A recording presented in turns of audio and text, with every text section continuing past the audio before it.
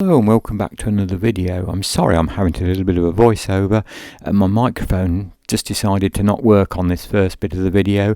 I've just been out on my Volt bike as I'm explaining here, and the Volt bike is still going extremely well with the year-old battery, and the bike is coming up for 8 years old this year now, and it's still performing brilliantly. I'm still enjoying riding it. And anyway, in this video what I'm going to have a look at is the up-and-coming changes that are being made at the end of the month to the highway code. I hope you might find it of interest, and as always, thanks for watching. And as I say, thankfully the microphone started working now, so I want to do a little video because you've probably seen in the newspapers or online the highway code later this month is going to be slightly changed. I mean, the highway code is something all road users should be well aware of. I mean, it includes everything you need to know about being on the road, with all the laws, advice and information required to safely get around. I mean, many of us don't ever go back to look at the highway code after you passed a driving test. You probably study it like mad at that particular time in life, but then you know, don't go back to it. I used to refer back to it quite often when I was helping some school children do bike training, just to brush up that I knew. I wasn't part of the training, but I used to go out and help them and be another person on a bike, so I thought I'd better get my knowledge right on the highway code. So I have got quite an up-to-date copy, and but there's certain things about the highway code that are changing. One of the biggest changes is they're going to have a hierarchy of road users. And if you think of a pyramid, at the top of the pyramid you've got pedestrians, then coming down a notch you've got horse riders, then you've got cyclists, then you've got cars, taxis, buses and coaches, and then, you know, right at the bottom there, you know, then you've got your vans and that kind of thing, and then right at the bottom you've got HGVs. And what this hierarchy of road awareness is making people more aware of, you know, more vulnerable road users above them. So obviously that means like HGV and buses and coaches and vans and car drivers to be more aware of pedestrians, cyclists and horse riders. And even for cyclists that works as well, to be obviously more aware of horse riders and pedestrians. And so that's what they're trying to do. It's this awareness, and to put the onus on that you're, you know, driving one of the most dangerous vehicles, and you know you should be aware of that and be aware of other road users. There are some other changes which I'll try and explain in a little more detail with some pictures, which will come up in a few minutes. So Rule H1 is the new hierarchy of road users. That's a bit like this pyramid I was trying to describe. Drivers of vehicles that can cause the greatest harm in the event of a collision bear the greatest responsibility to take care and reduce the danger to others. This principally applies most strongly to drivers of HGVs, LGVs, cars and taxis, motorcyclists. Cyclists and horse riders have a responsibility to reduce danger to pedestrians. Now if you look at the picture, Rule H2, this is a new priority for pedestrians at junctions. Drivers, motorcyclists and cyclists should give way to pedestrians crossing or waiting to cross a road into which or from which you are turning. You should give way to pedestrians waiting at a zebra crossing. Currently it's only if they're already crossing. And to pedestrians and cyclists waiting to cross a parallel crossing. So we come on to Rule H3, priority for cyclists when cars are turning. You should not cut across cyclists, horse riders or horse-drawn vehicles going ahead when you are turning into or out of a junction or changing direction or lane.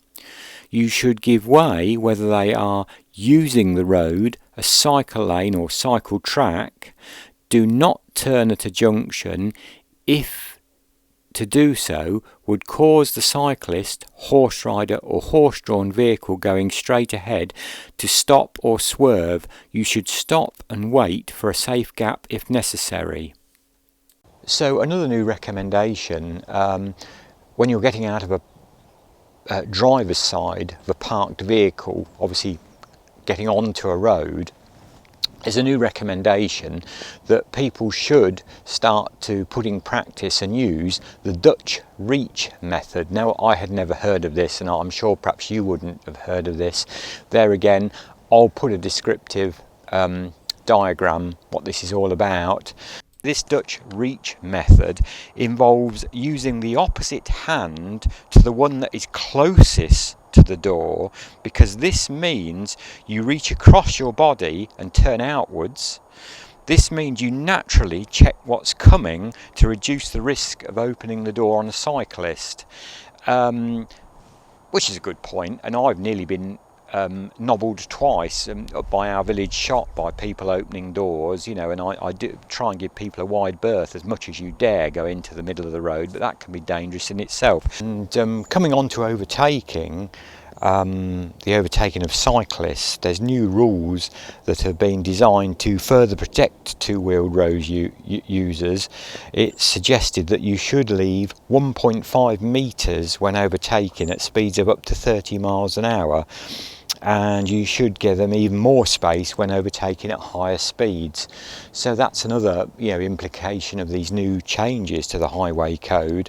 There are some minor things as well. I think now you can't, or you shouldn't, I'm not going to say it's an offence, but it's that you shouldn't flash your lights at a pedestrian crossing to indicate people that it's okay for people to cross. Likewise, you shouldn't sound your horn at a pedestrian crossing. That has been in the highway code for some time, but the flashing of lights now also is a no-no anymore. You can't do that.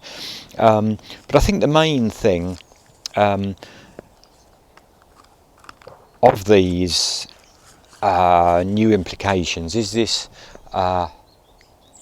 hierarchy of this road user system to try and protect the more vulnerable and to get the more dangerous vehicles, obviously the heavy goods, the buses, the coaches, the vans and the cars, to probably give a bit more thought to those more vulnerable above them in this hierarchy of road users.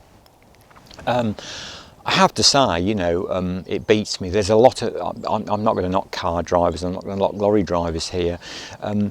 There's an awful lot of bad cyclists out there. Only the other day I was cycling down a road and I had stopped at a red traffic light, as you should do. You're on the road, you're a road user, it is in the highway code, and this old guy who seemed older than me, this was just coming down a hill, and he sailed past me at some tremendous speed on this bike, didn't bat an eyelid that the lights were red and just sailed through the red light. This was quite a narrow road, and as luck more than judgment, there was nothing coming the other way, but had there been, I mean, he took a huge chance there, and as I say, he is breaking, the laws of the road. And so that there's as many bad cyclists out there as there's bad car drivers. And I mean, I must be honest, riding a bike as I do regularly, a huge percentage of car and lorry drivers are very polite and, do, when necessary, give way to cyclists, I find. And, and likewise cyclists, it's now under these new laws as well, or these new statutory, wordings in the highway code. I don't think you can be charged under some of these. It's very complex, that issue. But it's now also the onus say if cyclists are on a cycle path where pedestrians can use that cycle path as well, if there's a lot of pedestrians, then it's down to the cyclist to, you know, get off and judge the situation and give way to pedestrians. It works both ways, this hierarchy of road users. I think that's what they're trying to do, is to protect the most vulnerable road users and that equates to everyone that's on the road. I do have a Dutch friend who lives in Utrecht, and I mean, if you don't know, Utrecht in Holland is a fantastic bike city. You know, there's thousands of journeys made throughout the city, in and out, roundabout, commuting every day. And you know, I did say to him, you know, in the Netherlands, you know, car drivers, you know, the bike and pedestrians are king. You know, they have total right of way, and cars and lorries and vans, you know, have to, you know, give way to cyclists and really respect them, and they do. And I said to my friend in Utrecht, you know, why have you got this fantastic system, you know, in Holland or Netherlands, I should say? And he said, well, an easy answer for me, I think, he said, what I can tell you, he said, because he said probably 95% of the car and lorry drivers in the Netherlands also get out at some point in time on cycles. He said, so we are all cyclists.